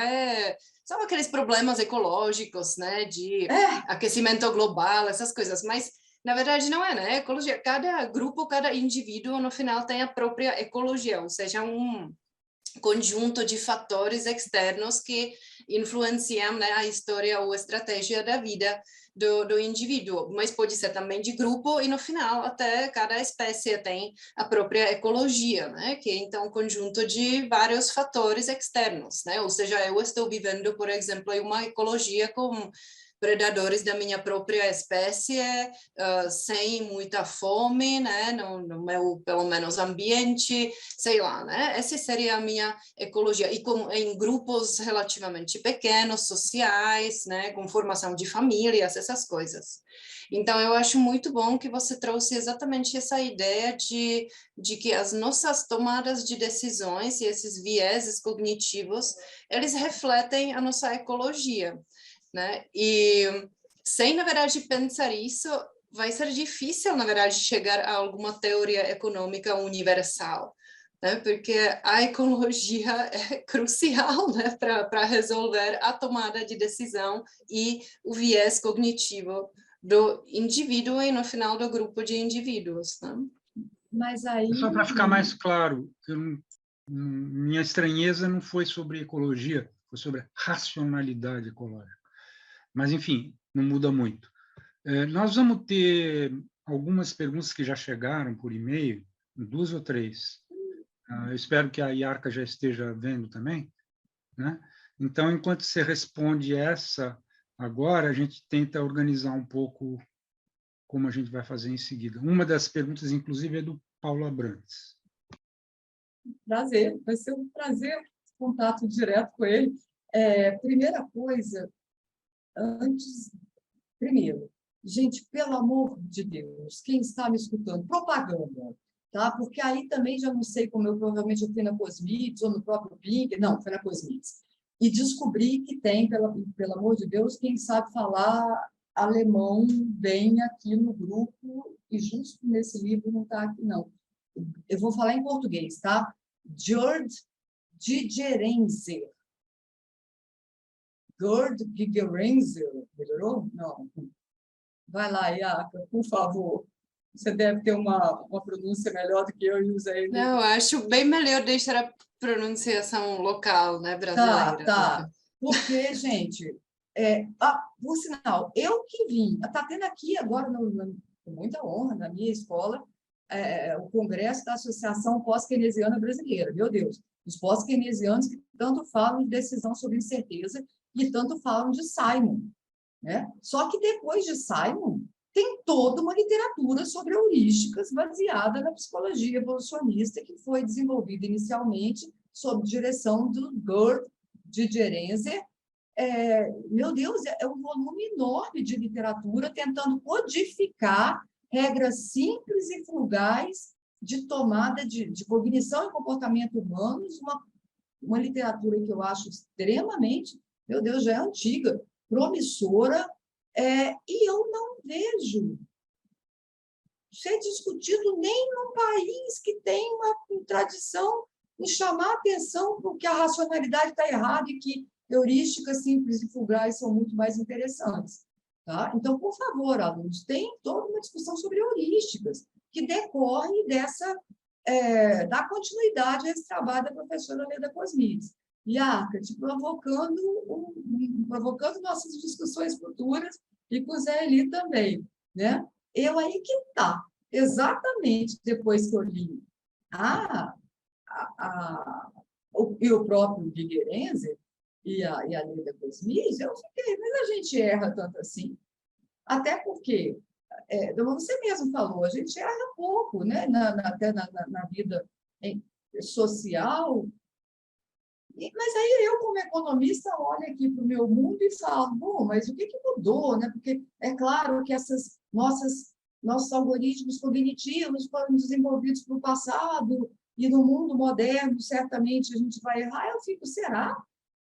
E, de novo, outra hipótese que eu quero brincar com, tá? Porque aí vem minha visão de economista de novo, lá do crescimento. O que é o mundo moderno? O mundo em que a participação disso aqui, prédio, com isso aqui, tecnologia, que por sua vez se baseia em ideias, e ideia criativa a gente tem desde a época da pedra polida, especialmente, né?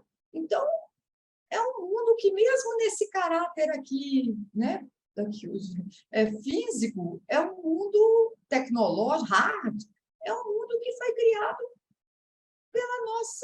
pela gente, pelo esse ser natural, como falou o José, por esse ser natural. Então, ele respeita certos parâmetros que a gente consegue enxergar dentro dele, enxergar cognitivamente.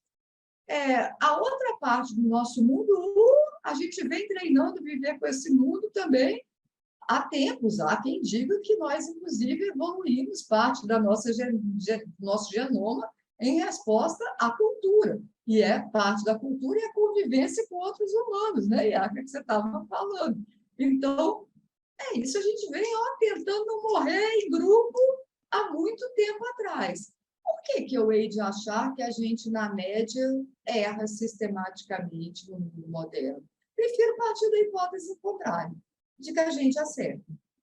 Hipótese, tá? Na média, probabilisticamente, que a gente acerte. Então, eu sou uma entusiasta de que a gente tem uma imensa capacidade de resolver os problemas modernos, exceto o cálculo 1, porque esse não tem a menor condição da gente resolver. Aí, agora, então, o Paulo vai me perguntar de racionalidade ecológica, né?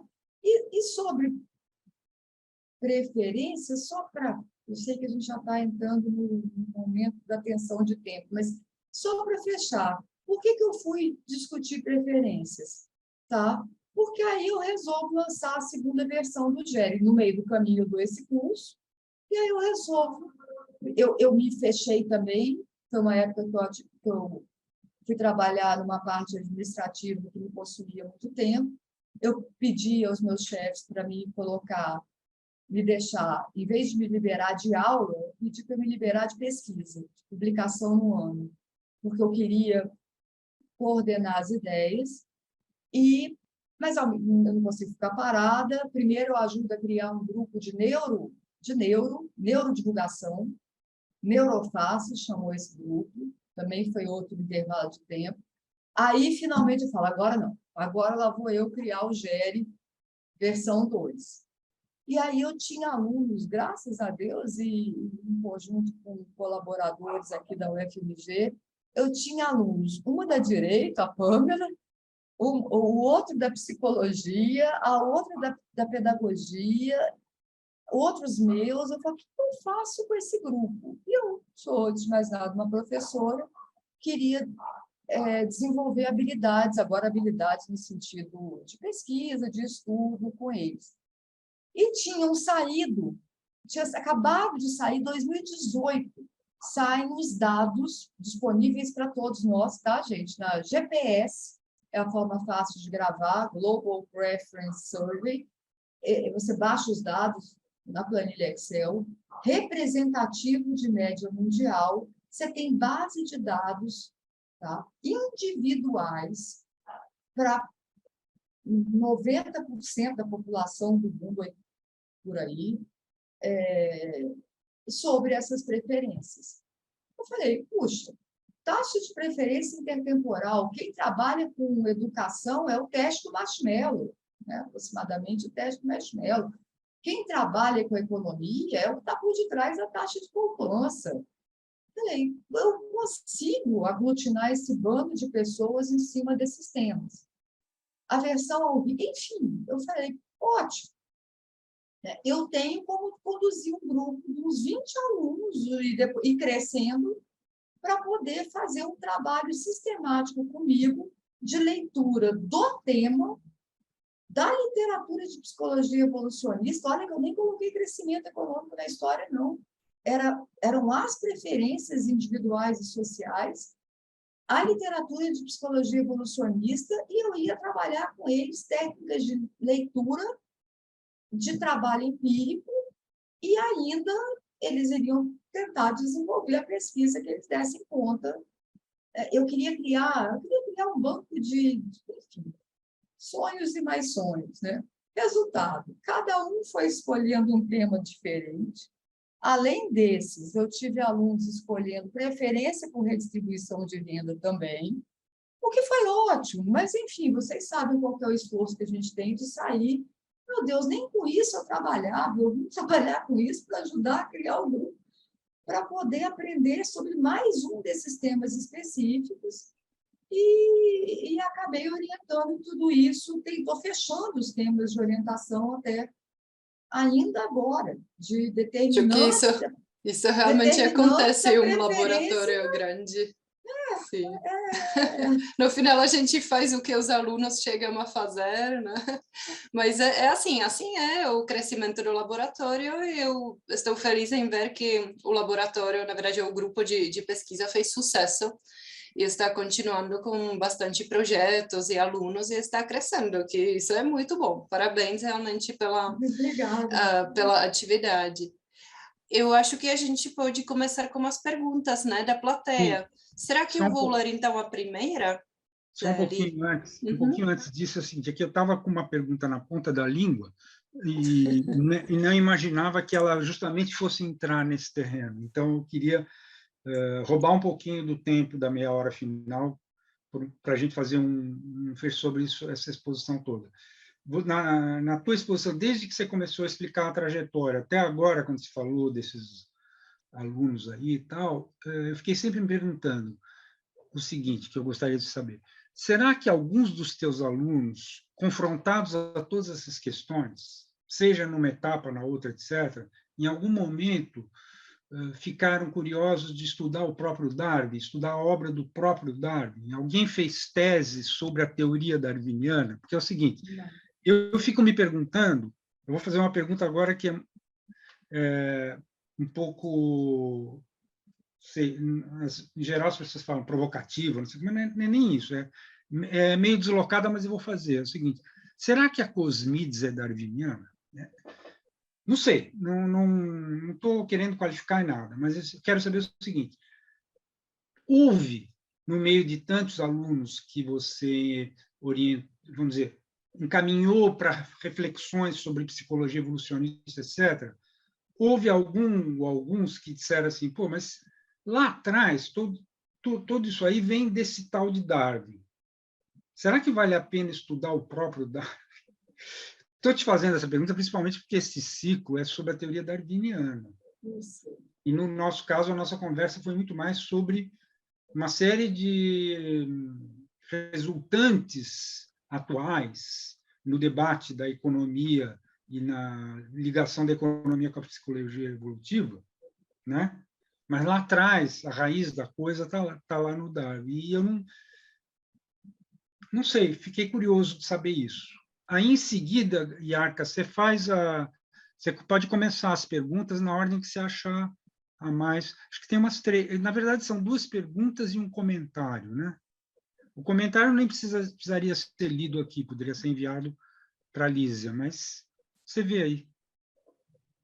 ok? Não, nenhum aluno meu teve curiosidade de voltar no Darwin. Tá? Eu estou aqui na dúvida do Daniel, mas o Daniel ele não fez a monografia dele comigo, na época que ele fazia monografia. E ele faz uma monografia belíssima, com caracterizações do homem, os títulos que ele escolhia eram sensacionais, o homem econômico, tudo em latim, né? E ele foi criando. E aí talvez o Daniel ele tem uma pegada de HPE, talvez ele tenha ido lá, mas não, na verdade, e eu não sei, é uma conversa, eu posso perguntar, por que o senhor faz a pergunta se a Cosmides é darwiniana? Né? Isso é muito... Vai, Zé, vai. Eu acho que a Iarca poderia responder 1000 vezes melhor do que eu, né? Mas, assim, só para explicar a provocação, o que eu quero dizer é o seguinte, é que, daquilo que eu conheço, tanto do Pinker quanto da Cosmides, eu tenho uma certa dificuldade de achar que eles são darwinianos. Tá. Pelo que eu fui levado a entender da teoria darwiniana. O Darwin fez 2 revoluções, uma lógica e uma antropológica. Esse pessoal passou batido nisso tudo. Então é o seguinte, um dos motivações desse ciclo é o seguinte, é um meio que fala, olha, gente, bacana tudo isso que vocês estão pensando, fazendo, contribuindo e tal, mas será que não era uma questão da gente dar uma olhadinha para ver a atualidade do pensamento do Darwin? Tá? E um dos que mais contribuiu, eu acho, para que... Não sei, aí eu exagero dizer que contribuiu, mas o que houve foi assim, um grande mal-entendido sobre o Darwin que durou quase 150 anos. Sim, um atrás do outro. Começou com Spencer, tá, mas não é só isso. Por exemplo, grande parte dos economistas heterodoxos tiveram alguma influência do Marx. Eu não sei até que ponto. O Marx passou batido pelo Darwin. Ele admirou muito o primeiro livro, achou o máximo, porque era materialista. Então, reforçava a ideia de que o materialismo e tal. Então, teve todos aqueles elogios em cartas e não sei o que e tal. 2 anos depois, por causa do debate que tinha se instaurado na Inglaterra, completamente enviesado, porque tentaram fazer uma exportação do Darwin para a sociedade que não tinha nada a ver, e o Darwin, nesse primeiro livro, não tratou dos humanos, né? Mas aí veio Spencer e outros, tal, enfim, não vou contar, não vale a pena nem citar tudo isso, mas houve um imenso mal-entendido e, a partir de 1862, por aí, o Marx começa a achar que o Darwin é ideólogo. E ele nem leu o segundo livro, onde tem a antropologia do Darwin. Então, depois disso, todos os marxistas, ou influenciados pelo marxismo, etc., passaram a descartar o estudo do Darwin.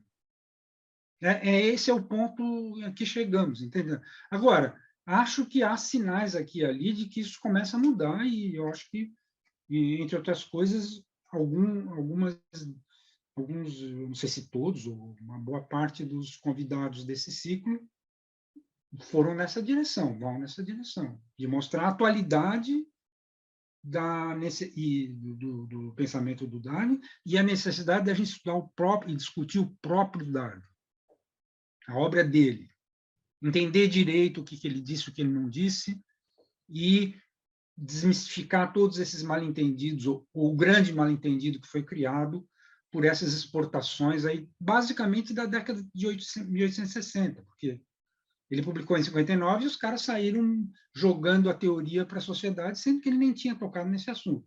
Aí, 12 anos depois, quando ele publica o que ele descobriu sobre os humanos, aí ninguém mais deu confiança e continuaram falando daquele besterol e tal, e outros vieram confundir ainda mais. É muito recente que o verdadeiro Darwin esteja sendo resgatado. E elogio mais uma vez esse projeto das conversas, porque é isso, né? Uma tentativa de vocês de fazer essa ponte. Não vou poder contribuir para isso, Leandro, mas acho que aquela nossa discussão de história do pensamento econômico transposta à questão, no caso agora, quer dizer, até na interface com a discussão da história do pensamento do Darwin, acho que o tempo todo ela voltou aqui, né? Como é importante a gente voltar entender a história das ideias para poder conseguir, às vezes, né, fazer as pontuações para lá e para cá do que a gente vai novamente agora redefinir os conceitos, as escolhas teóricas. Acho que nesse sentido é que eu posso colaborar mais com você na resposta. Mas te garanto que eu vou torturar uns alunos, no bom sentido, para isso. Eu acho muito bom, na verdade, a gente também demorou um pouquinho para ler e estudar a obra do próprio Darwin, pelo menos durante a minha graduação.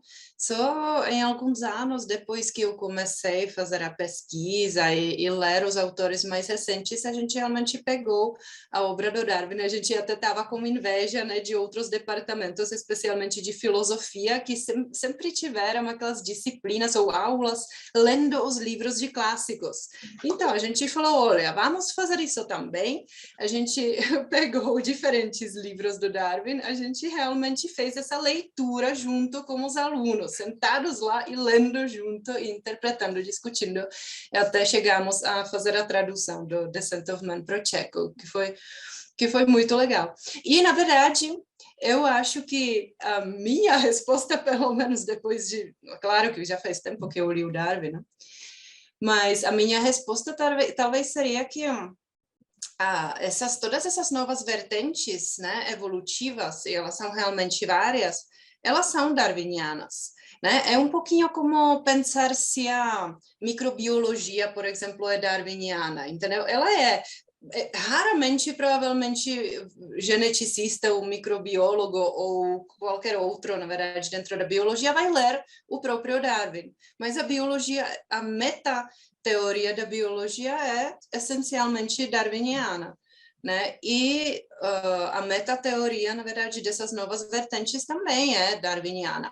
Mas, claro que tem as teorias de porte médio e são teorias ainda menores, né, mais específicas, com quais geralmente estamos trabalhando.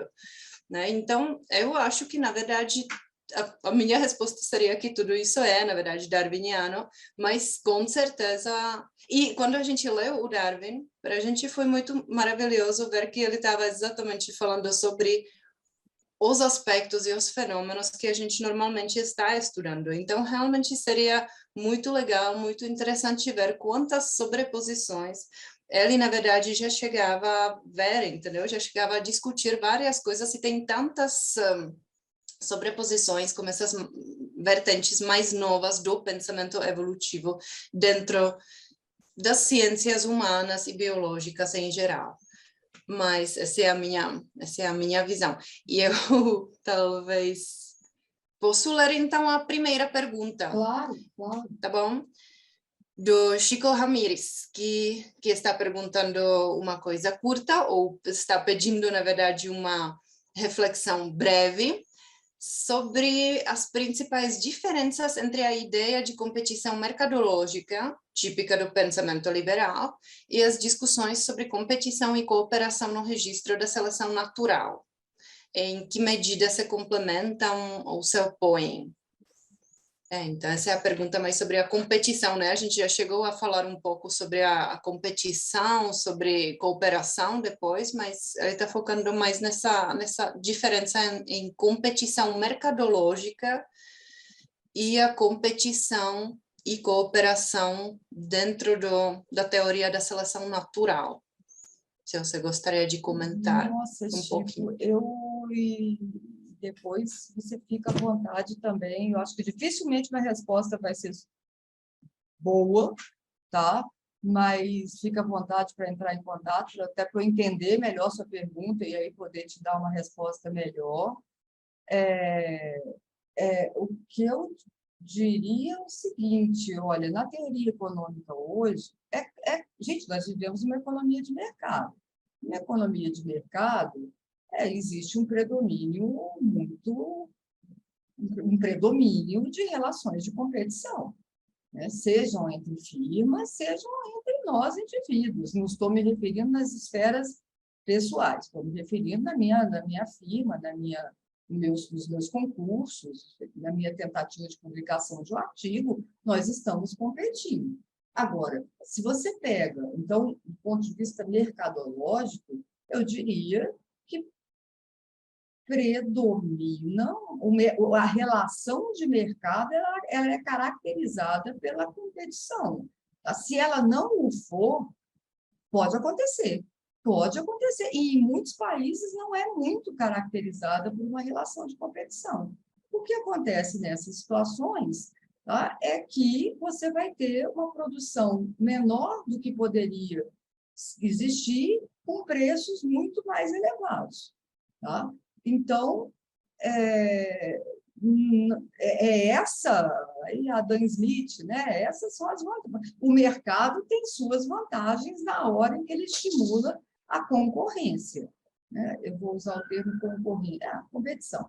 Agora, mesmo na teoria econômica, que trata de agentes competindo no mercado e firmas concorrendo, você já tem uma discussão de papel da cooperação que nem passa por aqui, porque isso que a gente está discutindo não entra muito na literatura de economia, como estávamos falando. Tá? Você tem, seja a cooperação perniciosa, no sentido de formação de cartéis, né? Seja prêmio Nobel, Elinor Ostrom, né? Exatamente mostrando a importância da cooperação, do capital social, no caso dela, não é nem na literatura de crescimento, também, mas é na geração de cooperativas, na geração de outras soluções de mercado, que não são nem a firma individual, nem a grande empresa, o grande conglomerado. Você tem estruturas intermediárias, cooperativas, que podem resolver. Então, na literatura, a gente já aborda os dois tipos de ação humana, porque temos os dois. Iaca, por favor, entra na pergunta do Paulo Abrantes, senão não vai nem ter tempo. Tá. Você não quer ler, Zé? Eu posso ler. Eu só queria dizer o seguinte, que sobre essa pergunta anterior, tem um autor, um economista muito importante, eu não tenho tempo de falar dele, esse Robert Frank, tem muitos livros, eu estou mostrando aqui um que acho que não dá para ver, né? Não. Que o título é O Naturalista da Economia, mas ele também... porque ele é autor de manuais de micro, de macro, muito usados, aí, junto com o Ben Bernanke, mas ele tem um livro que não foi traduzido, embora quase todos os livros dele sejam traduzidos. Tem um que é A Economia Darwiniana, uma coisa assim, o título. E ele, no livro, ele até começa com uma provocação dizendo que não é correto considerar o Adam Smith o pai da economia, porque o pai da economia é o Darwin. Por quê? A única ideia que ele tirou do Darwin foi a competição. Por quê? Porque ele só leu o primeiro livro do Darwin, A Origem das Espécies, onde, de fato, há uma ênfase muito grande para a questão da competição. Agora, se ele tivesse dado ao trabalho de ler o segundo livro do Darwin, ele veria, por exemplo, que ele trata lá muito mais da cooperação do que da competição. Mas nem parece, para um autor como esse, que o Darwin tem escrito um segundo grande livro, que é a Antropologia do Darwin. Eles pegam A Origem das Espécies e transpõem do jeito que querem. Continua fazendo a mesma coisa que faziam na década de 1860. Mas, enfim, eu vou ler a pergunta do nosso querido Paulo Abrantes. Ele começa dizendo agradecendo pela conversa, né? E dizendo: a dificuldade que vejo em estabelecer uma ponte entre a psicologia evolucionista e as diferenças no capital social, como sublinhadas pela Lísia, é que a mente humana que a psicologia evolucionista pressupõe é comum a todos os seres humanos. Para explicar as diferenças no capital social de uma perspectiva evolucionista, necessitamos, creio, de uma genuína teoria da evolução cultural que pressupõe uma mente evoluída mas não se reduz à explicação das capacidades inatas dos indivíduos, entre parênteses, para aprenderem individualmente, por exemplo. Em particular, a simples hipótese de que os comportamentos são evocados pelo ambiente, com base nos conteúdos de módulos mentais inatos, entre parênteses, a Lísia falou de algoritmos, por exemplo, fecha parênteses, não é suficiente. Então, eu vou repetir pulando parênteses. Em particular, a simples hipótese de que os comportamentos são evocados pelo ambiente com base nos conteúdos de módulos mentais inatos não é suficiente, a meu ver, para explicar a dinâmica cultural observada, parênteses, que inclui não só as diferenças entre grupos humanos com respeito a normas, valores, mas também nas instituições. Acho que é uma pergunta que, pelo jeito que está formulada, vai servir bastante depois por escrito para a gente transmite para a Lísia. Não sei se você conseguiu captar qual é a observação dele e você tem 9 minutos para comentar. Lísia. Bom, primeiro, Paulo, eu não sei se você pôde acompanhar desde o início, eu já te agradeci várias vezes aqui, eu aprendi muitíssimo com a sua conversa, e espero depois continuar essa pergunta numa roda maior, né? Olha,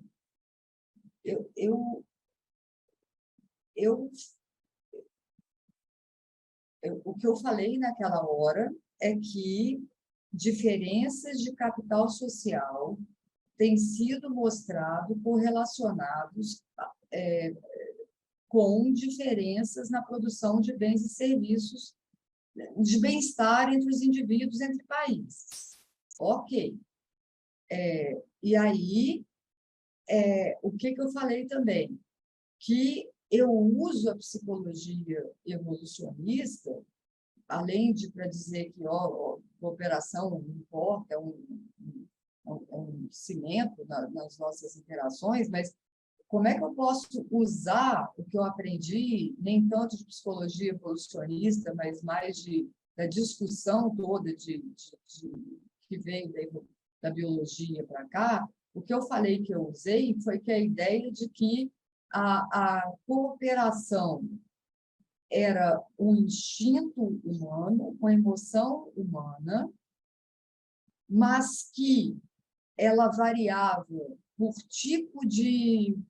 por exemplo, ela variava pelo tipo de estrutura social na qual eu poderia viver. Em média, não sei se eu posso falar, lugares onde você tem predomínio de estruturas familiares provavelmente vão estimular, até porque a confiança não é só inata, você vai aumentando a confiança ou reduzindo a confiança ao longo das suas exposições com os demais.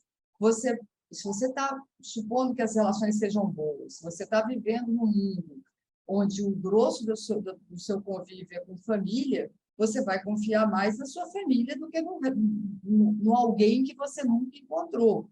E que, do ponto de vista da prosperidade em ambientes de mercado de Estados-nações, esse tipo de confiança na família não costuma gerar soluções muito particularistas, como o nepotismo, que não é muito bom para a produção em maior quantidade e para maiores salários. Então, não é uma questão o que mais me preocupou no nosso não entendimento é que, para pegar confiança social é inata, mas o grau de confiança em quem eu confio vai variar com o tipo de ecologia que eu vivo. E, nesse caso, varia até de forma prevista. Não estou dizendo que é evoked culture, não, mas estou dizendo que varia de forma prevista com os universais humanos. Né? Como nesse exemplo que eu acabei de dar. Como a gente tinha falado da obra do Ehrlich, se é verdade, né, o que ele está desenvolvendo, quando a igreja corta com um casamento entre parentes muito próximos, ela te expõe mais ao outro. E ela pode ter ajudado a fomentar um maior mercado nesse sentido. Então, de novo, não é uma questão de diferenças individuais de habilidades, de capacidade de confiar. É uma diferença de em quem que eu vou confiar. O outro conceito de capital social, redes, volta, no fundo fica a mesma coisa. Qual que é a rede? A gente está falando de que rede? Da minha rede familiar, da minha rede de amigos, ou do fato de que eu vou dar uma carta de recomendação legitimamente merecida por um aluno que fez um curso comigo e eu vou recomendá-lo para o programa de pós-graduação para se inscrever nesse programa de pós-graduação. Legítimo no sentido de competência, né? de competência. Então, não tem nada a ver com variações nas habilidades individuais. Eu não entendo de onde muito que isso saiu. O outro conceito, que são normas, é as tradições, as regras, eu prefiro definir como informais, porque para opor ao formal imposto pelo Estado, que tem, né, supostamente o monopólio da violência. Né? Então, também essas variáveis da ecologia, tipo de em que redes eu estou inseridas, em que podem afetar o meu capital social. E nem discutimos, fica para uma próxima, mas as questões, né, de bom, e aí, e o feedback, né? A renda per capita, a densidade demográfica, essas variáveis afetam o comportamento, mas eu me refiro às variáveis modernas, afetam, pelo menos um dia a gente discute isso. Mas, enfim, eu não consegui, eu entendi os dois elos da pergunta, mas eu não entendi por que, Paulo, você Então, misturou os dois. eu acho que essa é uma boa questão para que seja retomada. Eu aproveito para pedir para vocês todos que, nos próximos meses, pensem em sugestões, porque a minha ideia é que no ano que vem, no IEA, nesse formato, fazer um ciclo parecido, assim, mensal, de conversa, etc., mas não igual, diferente. Tá. Então, pode ser, por exemplo, em torno de questões mais como essa, podem ser coisas mais curtas, enfim, tem milhões de formas de ir, mas com certeza é um assunto que a gente vai poder retomar em algum momento, o que não impede que vocês também conversem aí, porque nós vamos te mandar por escrito, viu, Liz? Eu estou fazendo isso porque nós temos 2 minutos, que em geral são ocupados pelos nossos agradecimentos. Aliás, se a gente começar a agradecer a você, Lisa, pela tua disponibilidade, pela teu empenho em participar dessa conversa, né? Desde o início, quando a IARCA lembrou de você e convidou, eu acho que não caberia, com certeza, em 2 minutos. Então, fique sabendo que nós estamos todos muito agradecidos e, com certeza, a IARCA terá mais a dizer sobre isso do que eu, e ela fecha. Então, temos 1 minuto agora, IARCA. Claro, então, agradecimentos finais. Obrigada, Lizia. Eu acho que foi muito bom para realmente começar a pensar também sobre como incluir a economia, o pensamento econômico, né, dentro da teoria darwiniana, ao meu ver. E acho que foi muito bom, muito interessante, de novo, uma perspectiva bastante diferente, nova e fresca até. Então, muito obrigada pela sua contribuição, pelo seu tempo, aceite desse convite, dessa conversa, e a gente vai se falando. Eu que Obrigada também agradeço a todos os públicos. novamente aos dois e, nossa, eu fiquei muito honrada. Obrigada, Paulo, e quem esteja nos assistindo, e a gente continua em conversa. Estou à disposição também, como já falei. Meu e-mail, surpreendentemente, é lise@ufmg.br. Maravilhosa. Obrigada. E então, até a próxima.